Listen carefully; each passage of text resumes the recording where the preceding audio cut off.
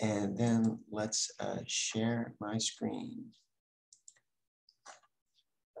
So today I'd like to share with you a presentation that I gave to the board of the local nonprofit whose mission is to preserve urban tree canopy in Charlotte, and they're called Tree Charlotte. They recently had a board meeting and retreat, and the executive director asked me to prepare sort of a wide-ranging holistic view of what's going on with Charlotte's tree canopy right now. For those of you who don't know me, again, Doug Shoemaker, and I'm Director of Research and Outreach here at CAGIS. And I did travel broadly in order to try to understand what's going on with our canopy. And we're gonna hit on a couple of topics. We're gonna first look at where the canopy is now. What is the state of the canopy right now? We're gonna look at threats to this canopy regionally. We're gonna look at tree canopy and equity issues, which are at the fore right now in the conversation in Charlotte. We're gonna dig down and look at some local canopy threats, what's happening on a neighborhood or even site level. We're going to dust off the old crystal ball and look at the future of Charlotte's canopy. And then we're going to try to understand how do we resolve some of the issues that emerge. What if we wanted something like no net loss of canopy? What would that take? What is the gap we would need to cover? So where are we now? So it was noteworthy that last year a study was released. It was conducted by the University of Vermont Spatial Analysis Lab, and it revealed that between 2012 and 2018, Charlotte had gone from having about 49% canopy coverage to 45. And with 2018, this study is definitive, and that's kind of the starting point for this presentation. This is the same information. This is just a zoom in, and you can see uptown right in the middle. You can see the airport to the west, and that nice green blob to the east is Reedy Creek, just to orient yourself. And so there's a lot going on, lots of small patches. We're at 45% canopy coverage. And this beats the national average quite handily, which is somewhere just above 30% for larger cities.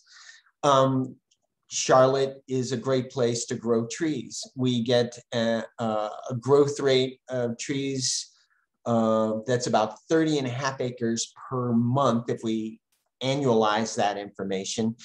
We have almost 90,000 acres of tree canopy, and that represents about 10 million trees. So we got a lot of trees in Charlotte, a lot to be proud of. For this board meeting, I also did some analysis on my own and gave an update.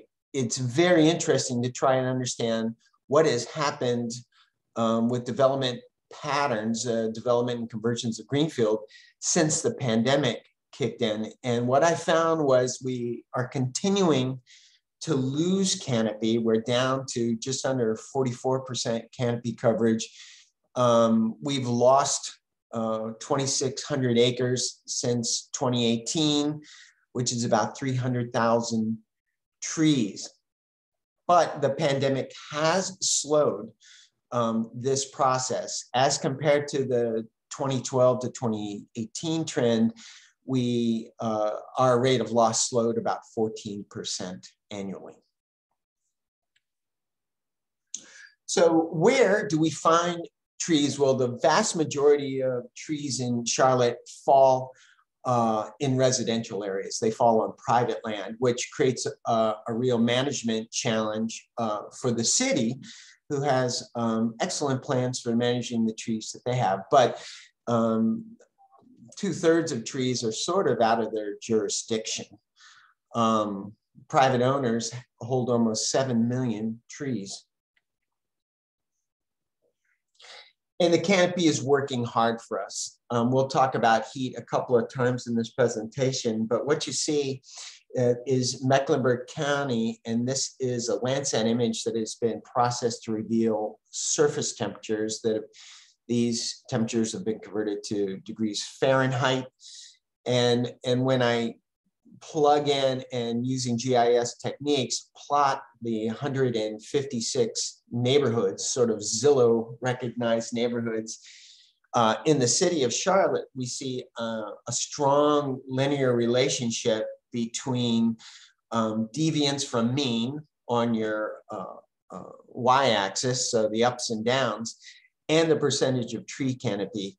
Right now, at about 45%, our average temperature on a given day, and this day happens to be middle of August in 2018, the mean temperature is about 64 degrees. And we can see when we drop down into the 30 and 20%, we can increase the average temperature by 2 degrees. So what are the regional threats? So we are currently losing about 4.4 football fields per day of tree canopy. So a football field is about 0.9 acres. So it's enormous losses. The 5 is crossed out because that's what the rate was between 2012 and 2018. So the losses are active. And how did the folks at Vermont even figure out what was going on? Well, they started out by looking at orthoimagery, so orthogonally collected aerial imagery as part of the National Agricultural Inventory Program. And let's take a case of subdivision development. Here we have a picture of a place down in Steel Creek in 2012, and we're going to look at this forest patch. Here we take a look in 2018, and we've seen this conversion from forested areas to homes. And then we can do a change analysis, and what we see here in red is things that were lost. They did, in this case, leave a chunk of forest sort of in the middle. So we got no change with gray, and it's hard to see, but on the outskirts of all the little tree canopy, you can see some green pixels, and that's the sort of incremental growth that we're getting from a natural growth of the remnant forest.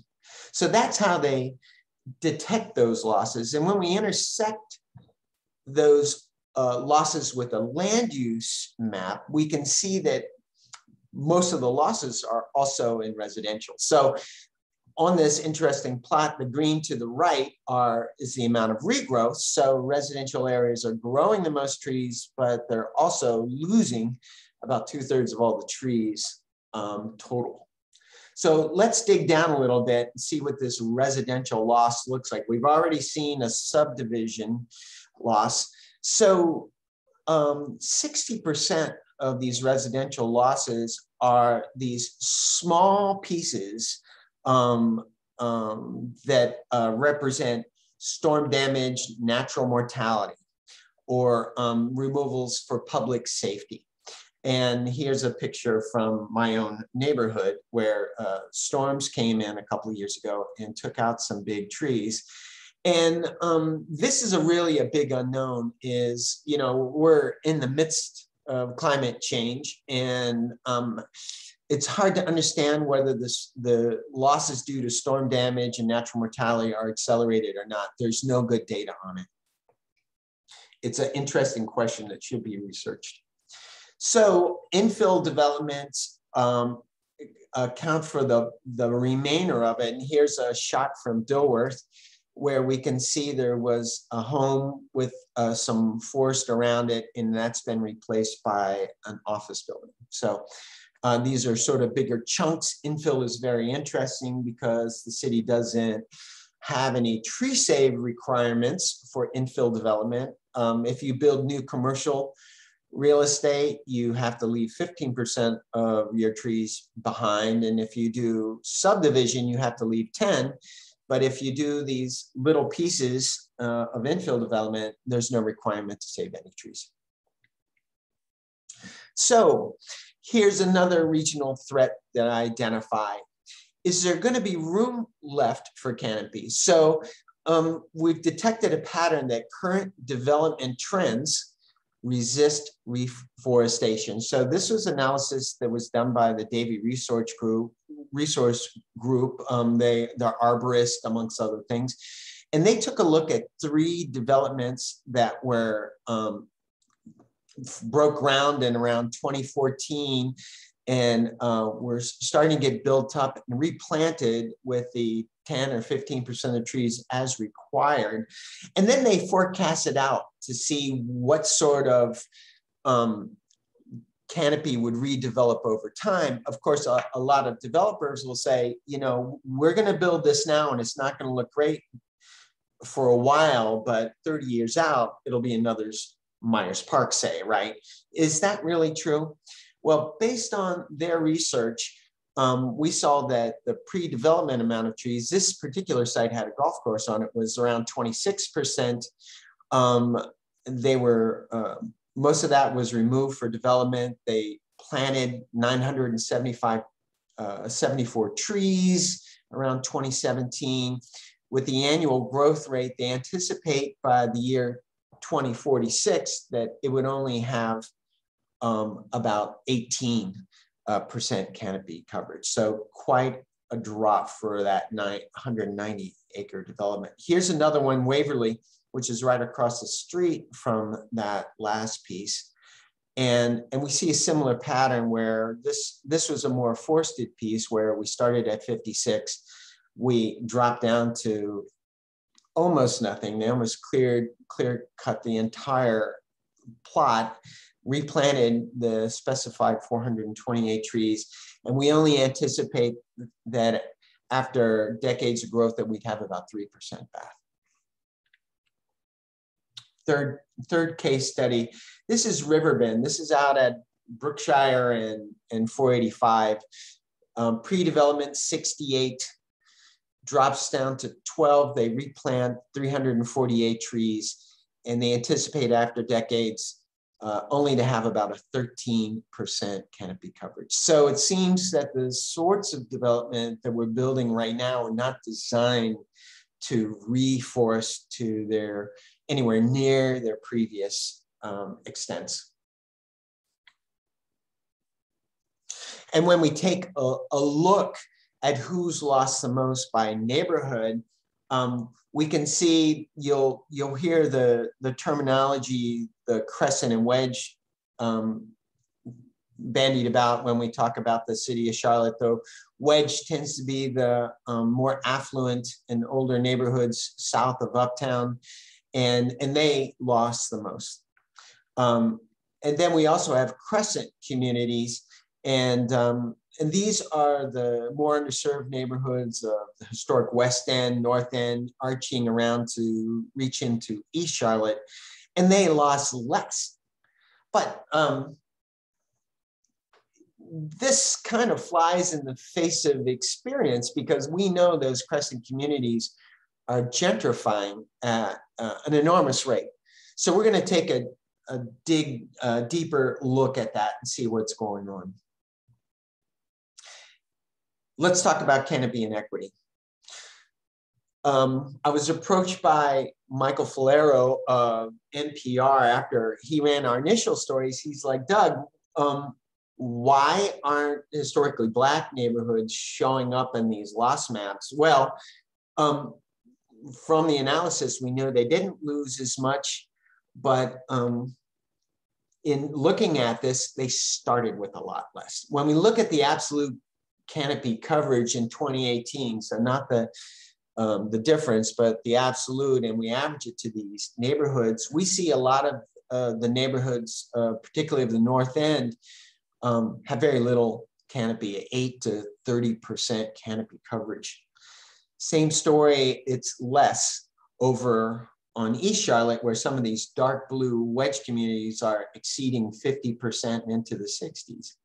So the take home here is most underserved communities lost less canopy over that time frame because they started with less. So that led me to want to build this map where I could talk about who has access to canopy. So through GIS techniques, we're able to map from any given spot in the city. If you were to take a quarter-mile walk, which is a standard sort of a distance for urban planners, how much canopy would you encounter? Well, it depends a lot on where you live. We see the reds have very little percentage of canopy incurred in that walk near uptown, which is what you might expect. And then we see in the wedge communities, we see more. So why does this pattern even exist? Well, we could look back to historical redlining. So the homeowners Loan Corporation published a bunch of maps back in the 30s that informed banks, and specifically banks that were granting mortgages, maps regarding the risks to lending there for homes. And they use racial metrics to do that. And when you look at here's an example of one of the historic maps, and we see on a B, C, D ranking, the D's are which is pink in this picture, are the ones that are most risky to lend money to. And they also coordinate with being with more racial diversity. You're able to pull those maps into a GIS and stretch them over a current image. And then we can dig down and find out what is the legacy of that redlining pattern. When I overlay that onto who has access to canopy right now, we can display that as a chart where it's like the areas that were located as C's and D's as being highest risk for investment to this day exhibit the least amount of canopy.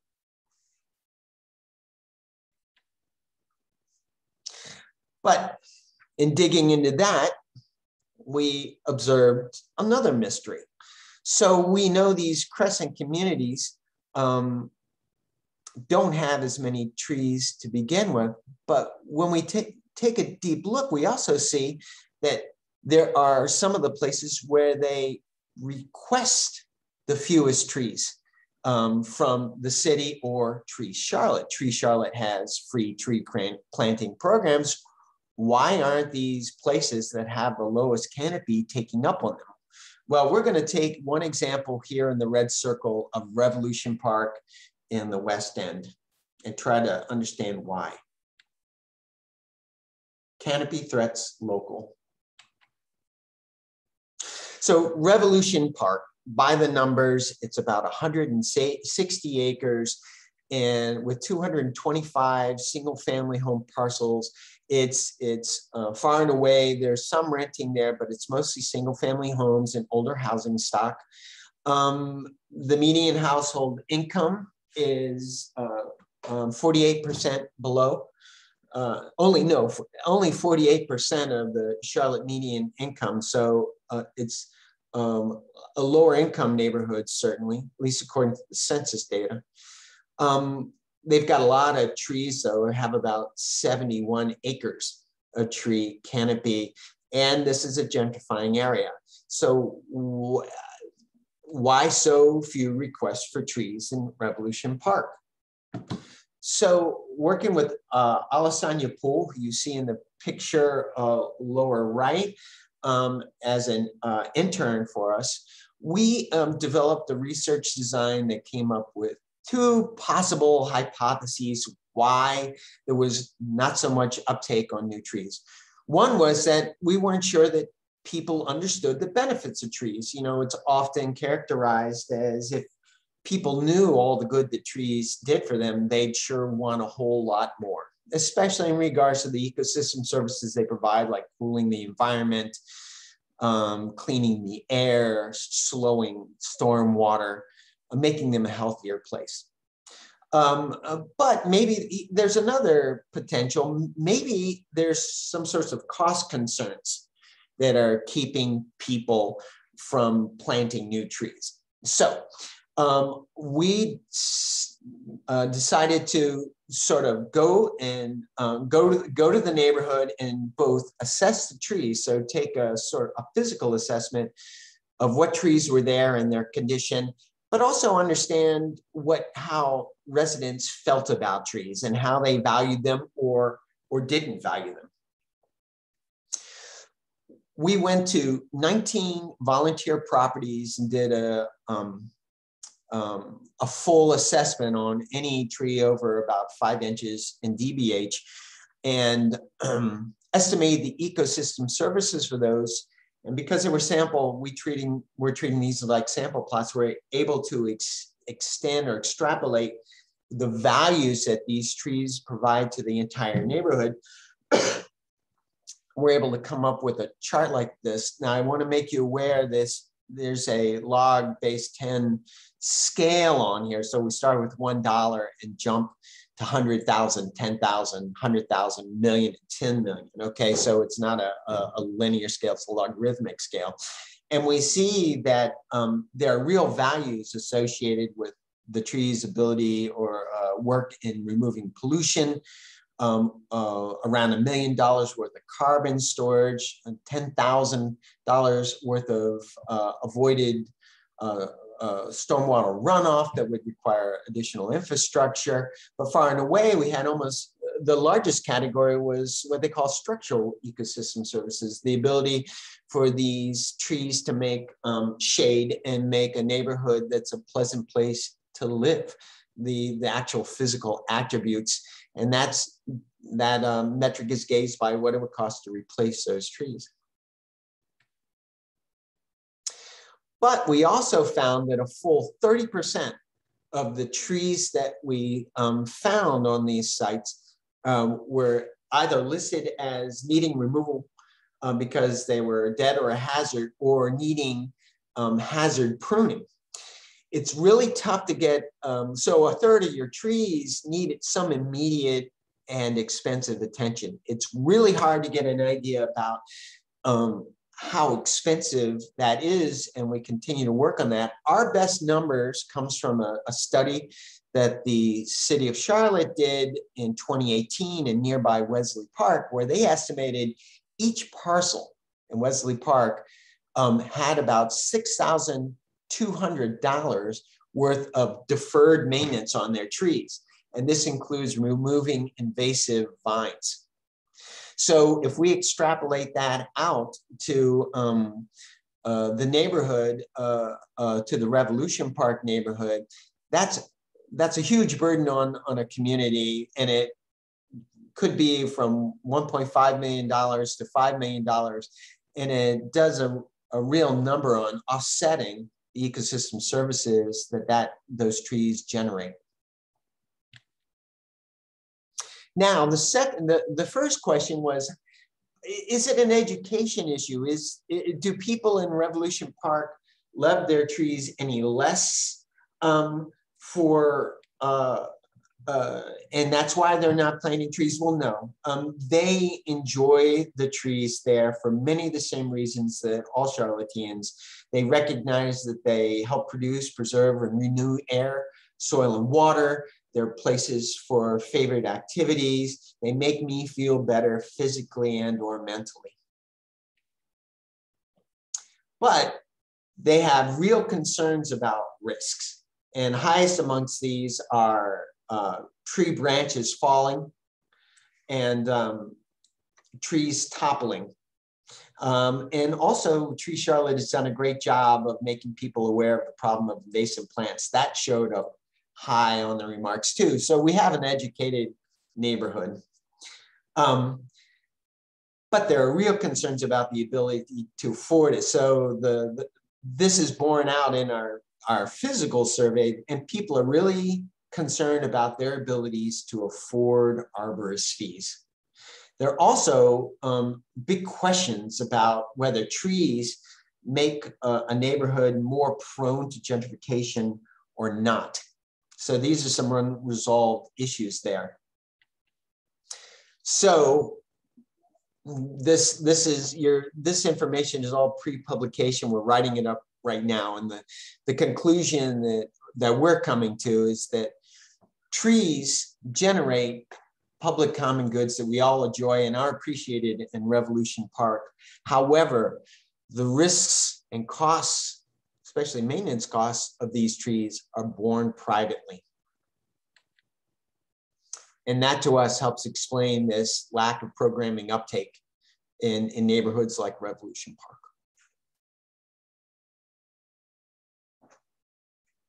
What is the future of our canopy? Well, let's talk about the drivers of canopy loss. And the first thing we can look at is growth, urban growth and population growth. I bring this graphic out just to show that Mecklenburg County as a whole is supposed to add 1.4 million, almost 1.5 million people by 2040. And 2040 is sort of a touchstone for us because you may be aware that the city right now, the city of Charlotte just passed their 2040 comprehensive plan. You know, the idea about how to make Charlotte the best place it can be. And it's got a date of 2040. So a lot of these things are being compared. But between now and then, just within the city of Charlotte, we're expected to add almost 19,000 people a year. So population pressures are going to increase. We're also going to experience climate change. So here's some maps of what we might anticipate the climate, a couple of climate metrics looking like by 2040. And the IPCC's findings, this last release a few months ago, sort of point to the fact that we tend to be on the most aggressive trajectories for climate change. So I felt that gave me some permission to look at a scenario called no policy baseline scenario, also known as RCP 8.5. And whereas the average temperature in Mecklenburg County, historically 1980 through 2010, was somewhere around 59 degrees. It's expected to be 65 degrees by 2040. And what really drove this home for me is looking at these orange colors right now. Mecklenburg is sort of a light blue, which has a lot to do with the mid-Atlantic states. And the oranges, especially the light oranges, are kind of contained in North Florida. Well, by 2040, we might see those sorts of North Florida conditions here in Mecklenburg County. So if you like the weather in Tallahassee, it's coming our way. This is also quite revealing. Mecklenburg County has historically had 6 days that were 95 degrees or higher in temperature. By this 2040 timeframe, with the RCP 8.5 scenario, we're expected to have over 60 days of above 95 degrees. So real differences. We also have, chances are, a lot more storms. Overall, we're not predicted to get dramatically more water, but the water, the amplitude and frequencies of storms is supposed to increase, and we'll have sort of micro droughts in between. So 2021 and 2045, this from NASA, we can anticipate more and more storms. So the ecosystem services of canopy absorbing stormwater is going to be increasingly important. But what if we return to the good old days before the pandemic and the development trends that we saw, or the canopy loss trends that we saw from 2012 to 2018? Well, if we continue on that rate, we could see our overall canopy be reduced to something shy of 35%. And that's, that's sort of a mass balance equation with assuming that we're going to continue to grow about 30 acres a month annualized. And that's a shocking number that shook the folks up at the Tree Charlotte board. And we're going to be creeping out on that best fit line where and could anticipate a above 1.5 degree average temperature increase, notwithstanding what we're going to see from those more global or regional maps.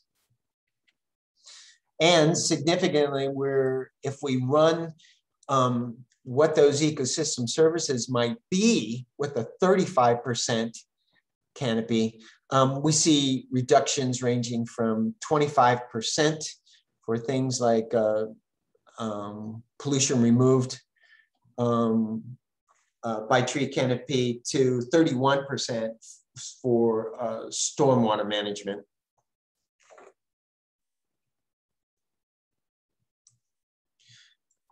What if there is no new normal and there's going to be a path of crises that disrupt patterns? So I took that 14% annual slowdown that we observed in the 2018-21 analysis and played it out. And we find that by about 2030, our losses of trees sort of meet our gains of trees due to natural growth and some replanting programs at somewhere around 42%. So that's a really interesting finding and a potential path forward to at least slow the losses down. What if we wanted to, what if we wanted to draw a line in the sand and said, I want that 49% tree canopy loss that we had in 2012, or I want to honor the 2010 commitment by the Charlotte City Council of 50% tree canopy by 2050. Well, this is a promise. This is a problem of enormous size because let's say we attack residential losses due to windfall disease and people taking out just because they choose to. So these are all those small patches, which is what that arrow on the lower left is pointing to. And a demonstration of that is the red arrow upper right. If we try to replace all the trees lost in those small patches, we'd have to plant over 200,000 trees, or about 35,000 trees over 6 years to get us back to 2012 levels. Now, this analysis hasn't been updated with the new numbers because I don't feel as solid about the new numbers, but it's a great way to understand the magnitude of this problem.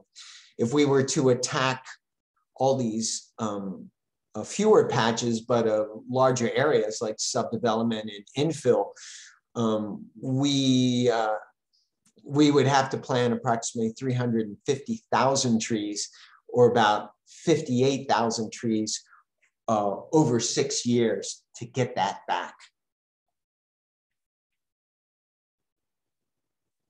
What if we developed in a different way? What if we planted more trees, and like a post-build ordinance required that developers building commercial or subdivision had to not plant just 10 or 15%, but more. Again, Davey Resource Group took a look at this with the River Bend scenario and found that if we planted aggressively if we were to plant an additional 100 trees a year after 30 years, we could get our canopy up to 30%. Now, this is still below, but it's quite a big difference from planting 25 years or not planting at all after that initial set of trees went in. So that's a potential path forward. And that's what I have. Thank you. Thank you.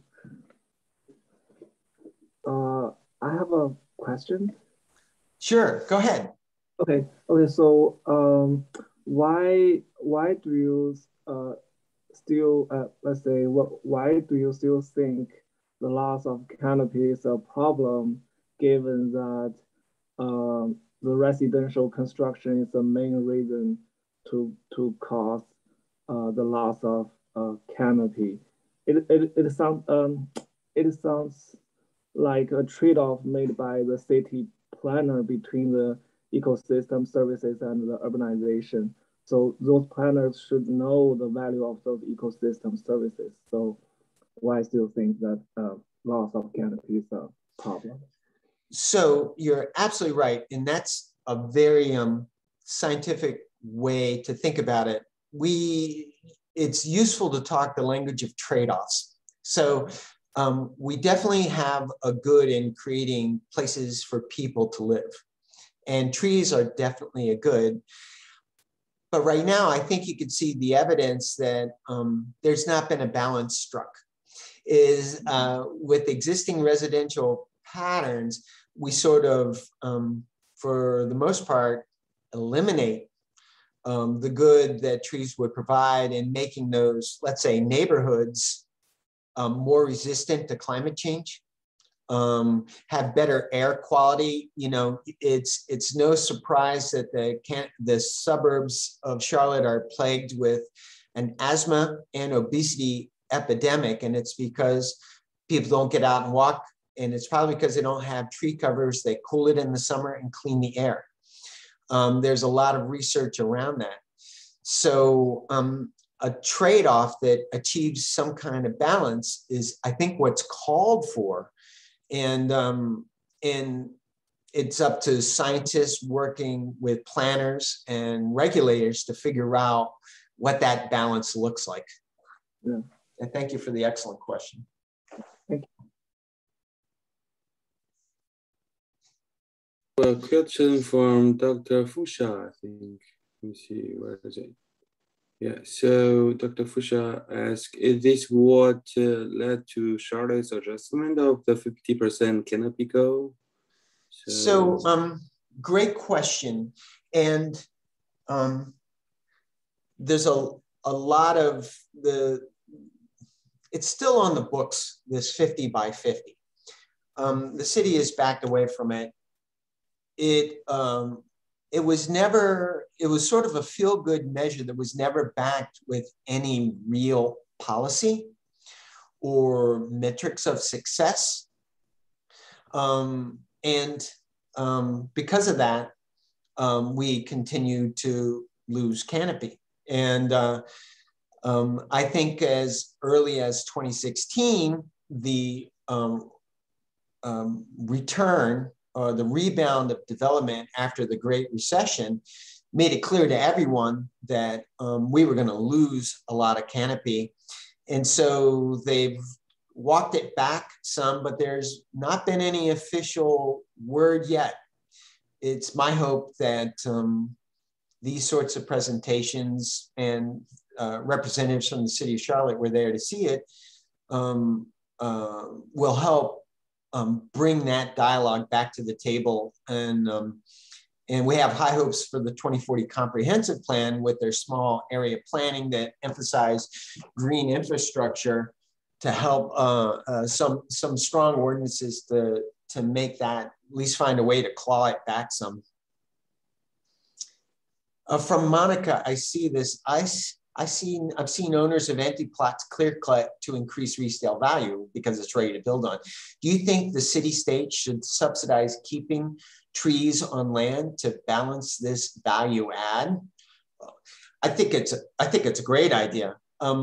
We're seeing, especially, you can take a look at that example of at Brookshire and River Bend at Brookshire and 485, where they cleaned the lots and then did nothing with them. they're not built on to this day. A large portion of that is just land banked, for lack of a better word.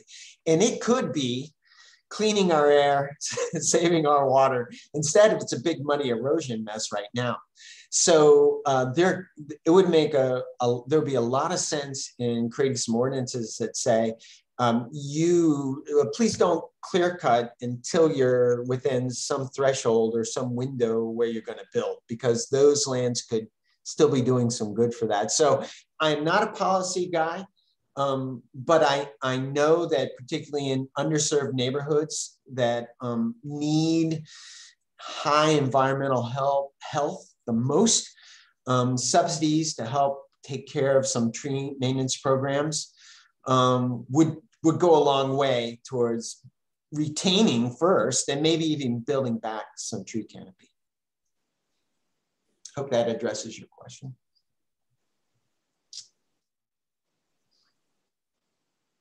Any other questions? Yeah, I had maybe a question for you, Doug. It's an excellent talk, by the way. Thank you. Trying to type this in the chat box, and I just figured it'd be easier to just try to talk about it. And that's not quite a fully formed question. And that's, so I understand that the loss of trees in place. So I guess I'm thinking back to your case studies where you had forested areas where people were not living, and then the trees were cut down for development, for like a new subdivision in some of those places in South Charlotte. And so I'm wondering, so I mean, that kind of tree loss, that doesn't really affect the amount of trees that are actually in neighborhoods where people live. That's more like the loss of trees where people weren't living, or at least not right there under the trees. So I was wondering, have you isolated just how much tree canopy loss there's been in inhabited areas of Charlotte instead of within the boundaries as a whole? And is that as dramatic as the loss when you just count all the trees in the city boundary, regardless of whether someone actually lives under them or near them? So great point, and it really ties into something I think that's deeper and policy relevant. So I haven't done that analysis, although you know, the quick take on it is, you know, a lot of those very fine patches that make up 60% of losses are these little chunks in neighborhoods. So I think there's those would count. Those. I was just wondering what the breakdown between those and the sort of scenarios you showed us where it's just they're cut down to build something where there was nobody before. I was wondering So relative percentages of those two. Yeah, so that kind of plays out. But what I love about your question comment here is to revisit this idea. If we had scientists look at this issue of how much tree canopy should be in Charlotte. So instead of just sort of a feel-good moment of 50 by 50, you know, the geographically explicit question is, where's their 50%, right? Because we know that Reedy Creek and the nature preserve systems should have more or less 100%. And we know that places like Uptown Charlotte should have much, much less, let's say 10, 15%. So where do you want 50? You know, is it, and that's why I'm hoping to work with the city with their unified development ordinances and small area planning to understand where those trees need to be and prioritize places where people are. And if we get into it a little bit, we can bring in a lot of the geographers that we have working with us, because you know, for me, the poster child for this is, you know, 5 years ago, we put in the blue line, this conduit to opportunity that went from Uptown to the university. But because of a lot of issues, it is a full mile to a mile and a half away from the underserved communities of the North End, who have been getting less and less public transportation infrastructure. And if you want to walk to the station to get there, you have a concrete jungle with 0 trees in it, all right? And then crossing 3 lanes to Tryon. Right, it's got to be full 15 degrees higher than anywhere with canopy on a typical summer day, right? And so those are places where we need trees. If we want to really build equity, the infrastructure, the gray infrastructure that we build and the transportation infrastructure has to work together with the green infrastructure to make these things even feasible. Because right now we all know that the blue line doesn't get as used as much, and it's a lot of these issues. All right, thank you so much, Jack. From Dr. Wu, stormwater utility to help maintain stormwater systems. How about having this similar concept for tree utility, where residents will pay a monthly fee instead of subsidized? Fantastic. A lot of, I tell you what, Charlotte's a great place to live because a lot of the tree planting, the tree giveaways that we've had in Revolution Park and with limited success in some other neighborhoods have been funded by Dilworth and Myers Park. So those people are highly protective of their own canopy, and they understand that this is one of these things where it's a regional problem with local impacts. And so they've been subsidizing. I love that idea. I hope somebody's into policy and maybe we can push this a little bit. This is an excellent presentation. In fact, last month, I enjoyed my trees in my backyard, but I paid $1,000 to cut down one tree. So I think that some way, if we are encouraging the tree planting, there should be some kind of insurance or some kind of program to help those people to plant trees. But then your presentation is excellent. I have one quick question. You said no room for canopy. That's a statement somewhere in your presentation. Yeah, well, with a question mark, is there no room? I'm challenging that question. That no room, referring to maybe a place like a residential area where you have no extra space for the trees, but there are other open spaces that they have room available. So how do we classify or how do we address that issue for rooms for canopy? Well, I think that this no room, where we have room for canopy. So, I mean, your question and Tian Yang's tie in beautifully. He's like, how do we manage these trade-offs? And what really needs to happen is we need to roll up our sleeves and find out where the trees need to go. Because right now it's markets and a lot of forces are creating impervious surfaces where a tree will never grow for extended amounts of time, and lawns where the ground is compacted and trees never have a chance. And there's no opportunities for natural forces to work on these areas. So that's a beautiful question, is how do we look in these things? And I think perhaps Ms. Westendorf might be able to illuminate that problem a little bit better. Thank you. Michael, Charlotte needs more affordable multifamily housing and apartments and perhaps less single family zoning to address the housing crisis. Can Charlotte meet this need while also improving tree canopy? So I think there's this false zero-sum game where you can either have density or you can have trees, right? Is you can either have affordable housing or you can have trees. And so the way this question is framed sort of has a lot of class structure in it, like maybe only rich people get trees, you know, maybe only exclusionary zoning, like single family zoning, maybe they're the only ones that get trees. So I would ask, why not? I don't think this has been adequately explored. And I think it's very clear that the environments that tree canopy creates would be of great benefit to families that live. I mean, they're a great benefit to any family, but if you're living in affordable housing, then it becomes super important to get outside, to enjoy common spaces, to have healthful situations. So I think that's something that needs, this is a false dichotomy. That's what I think.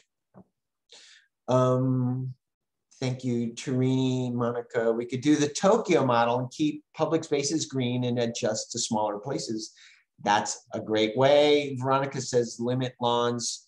Tarini says, now I think that City of Charlotte should plan protecting existing green infrastructure in addition to increasing canopy cover. Here to that. Well, thank you all so much. I think I made it through the chats. I'm going to close up here in a minute, and I want to thank everybody for coming. We had a great turnout today. It's my hope if you receive the invitation, there's likely part of our future cities or smart cities and smart infrastructure cluster that's moving through the R1 areas or areas of research excellence program. And we should be hearing some news on that either today or tomorrow, as promised by Dr. Tankersley. And in sort of ideas around here of what the city should look like going forward and what are ways to sort of plan for and perhaps build resilience and mitigate climate change. Those sorts of ideas, I think, are what make a city smart. So let's not leave out the green. Thank you all. Thank you so much.